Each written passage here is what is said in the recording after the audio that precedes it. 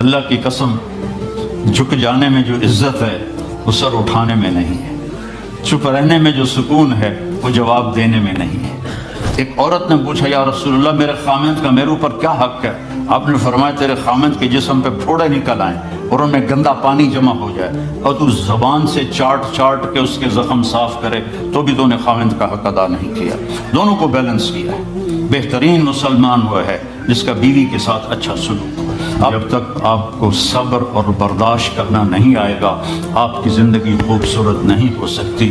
غصے کو پینا سیکھو، غصے کو دبانا سیکھو، غصے کے وقت چپ رہنا سیکھو تو آپ کی زندگی بڑی خوبصورت ہو جائے گی۔ دل دریا سمندروں ڈوبے کون دلاندیاں جانے ہو، وچے بیڑے وچے جھیڑے وچے ونج مہانے ہو۔ میرے نبی نے گھروں کو آباد کرنے کا ایک خوبصورت طریقہ بتایا کہ اس زبان پہ قابو کر لو، اس زبان پہ قابو کر لو، خاموش رہنا سیکھ لو۔ غصے کے بیوی کو غصہ چڑھ جائے تو خامند چپ کر جائے، خامند کو غصہ چڑھے تو بیوی چپ کر جائے تو آپ کا گھر خوبصورت رہے گا۔ اگر دونوں ہی آگ لگ گئی اور دونوں ہی بولنا شروع ہو گئے تو آپ بھی گئے، آپ کے بچے بھی گئے۔ اپنی زبان پہ قابو پانا سیکھو۔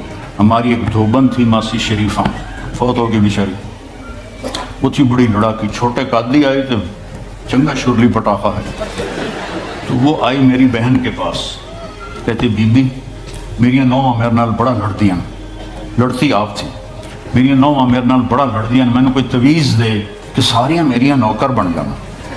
اب میری بہن کو تو پتا تھا کہ ماشاءاللہ آپ سوا سیر ہے، تو میری بہن تویز گنڈے کا ہمارے ملک میں بڑا رواج ہے، تو ایسے الٹی سیدھے لکیریں لگا کے نا تو رول کر کے چھوٹا سا بنا کے نا کہا کہ ماسی جب تیری لڑائی ہونے لگے تو یہ تعویذ تم نے یہاں رکھ لینا اور چک مار لینا اسے، اور اس کو گرنے نہیں دینا، گر گیا تو تیری خیر کوئی نہیں۔ اور اس نے کیا کیا، اس کو چپ کروانے کا طریقہ، تو تعویذ کی تو بڑی اہمیت ہوتی ہے۔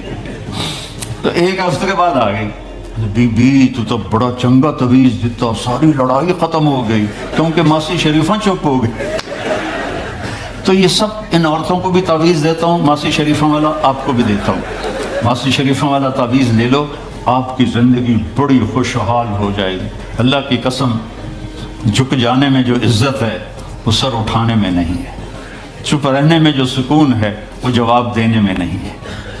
آپ خاموش رہنا سیکھو، آپ اپنے بچوں کو عزت دینا سیکھو، اپنے بچوں کو ٹائم دیا کرو۔ یہاں مرد کی بھی جاب ہے، عورت کی بھی جاب ہے، تو بچے نظر انداز ہوتے ہیں، ان کو ٹائم دو۔ میرے نبی نے فرمایا اکرموا اولادکم، اپنی اولاد کو عزت دو، اور آپ نے فرمایا خیرکم خیرکم لأہلہ، سب سے بہترین مسلمان وہ ہے جو بیوی سے اچھا سلوک کرے۔ اور ایک عورت نے پوچھا، یا رسول اللہ میرے خامند کا میرے اوپر کیا حق ہے؟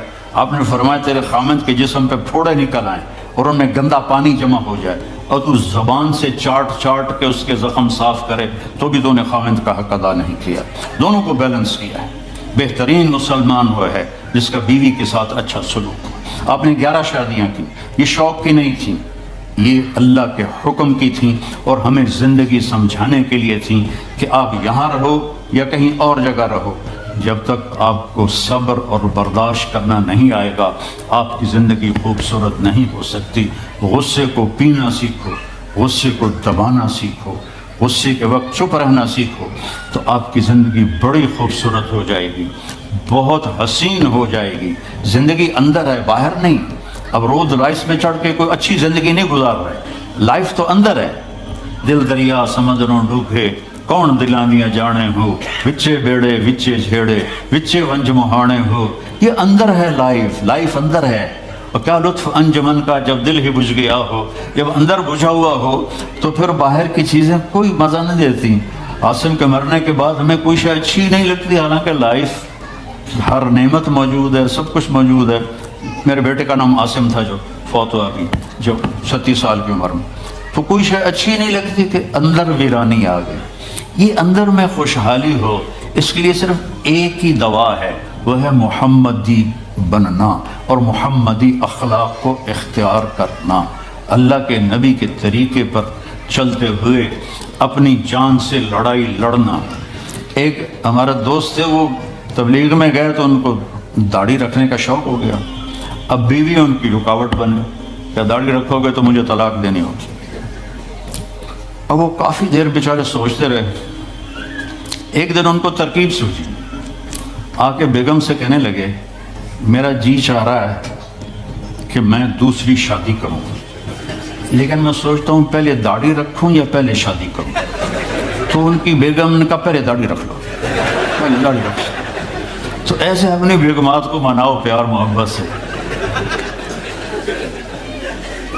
عزت تو نبی کے طریقے میں ہے، نبی کا طریقہ چھوڑ کے میرا والد مجھے ڈاکٹر بنانا چاہتا تھا، تو آج میں یہاں کھڑا ہوتا، اگر میں ڈاکٹر ہوتا، میرا چھوٹا بھائی ڈاکٹر ہے، بہت اعلیٰ ڈاکٹر، تو میں یہاں کھڑا ہوتا، مجھے یہاں میرے نبی کا طریقہ لے کر آیا ہے، میرے نبی کی سنت لے کر آئی ہے، میرے نبی کی زندگی لے کر آئی ہے، اور آپ جس محبت سے تشریف لائے ہیں اس کے پیچھے میرے نبی کی زندگی ہے۔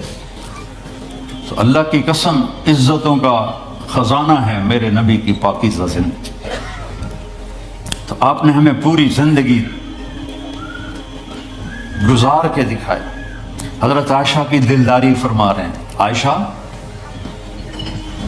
انہو لیہون علی ان اریتک زوجتی فی الجنہ، عائشہ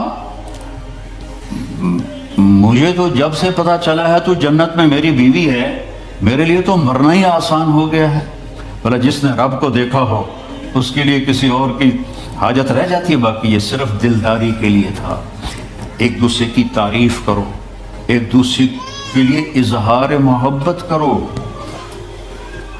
آج کا ماحول ایسا ہے، بیگم سے کہو گے آئی لو یو، کہ خیر تو ہے کیوں ہے، وہ تم سے کہے گی آئی لو یو تو تم بھی پوچھو گے خیر تو ہے، کوئی چکر تو نہیں آ رہا۔ اظہار کرو، اظہار محبت کرو، اس سے آپ کے پاؤنڈنگ ہوگی۔ اولاد کو ماں باپ سمجھتے ہیں بس ہماری اولاد ہے، ہمیں ان سے پیار ہے، ان کو عزت دو، ان سے اظہار محبت کرو۔ ڈاکٹر عبدالحی صاحب ایک بڑے بزرگ گزرے ہیں، وہ اپنے ایک مرید کے ہاں کھانے پہ گئے تو پوچھنے لگے کھانا کس نے بنایا؟ تو مرید نے کہا جی میری بیگم نے بنایا، اور اس کو بلاؤ۔ ان کی بیگم آ گئی تو فرمانے لگے بیٹی آپ کا کھانا کھایا بہت ہی اچھا تھا، بہت مزے کا تھا۔ وہ رونے لگی دھاڑ دھاڑ۔ تو وہ ڈاکٹر صاحب پریشان ہو گئے کہ بیٹی خیریت تو ہے، کیا ہوا؟ تو وہ کہنے لگی حضرت آپ کے مرید کے پاس مجھے 30 برس ہو گئے، 30 سال، کبھی ایک دن اس نے میری کسی چیز کی تعریف نہیں کی۔ تو اظہار کرو، اظہار کرو۔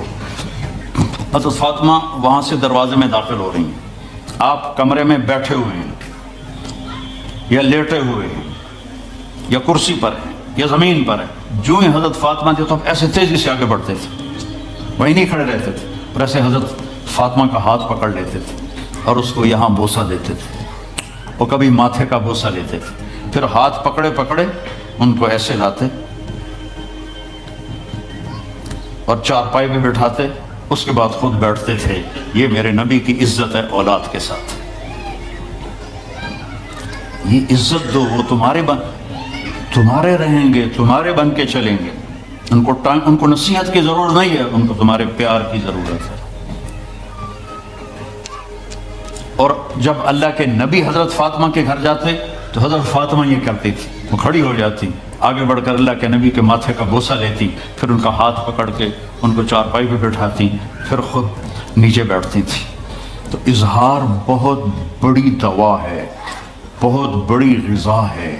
انسان محتاج ہوتا ہے اچھے کیے کہ وہ تعریف چاہتا ہے، خوشامد نہیں ہے، خوشامد حرام ہے، اور تعریف واجب ہے کہ اس کی حوصلہ افزائی کرو۔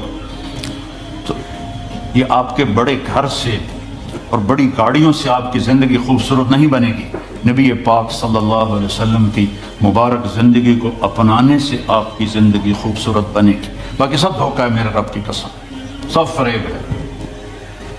کچھ سال پہلے یہاں سے کوئی بڑے تاجر کی بیگم گئی وہاں لاہور، تو مجھے انہوں نے ملنے کی خواہش ظاہر کی، تو ملانے والے نے کہا کہ یہ خاتون کے جو خامد ہیں وہ پاؤنڈ میں اربوں پتی ہے، پاؤنڈ میں۔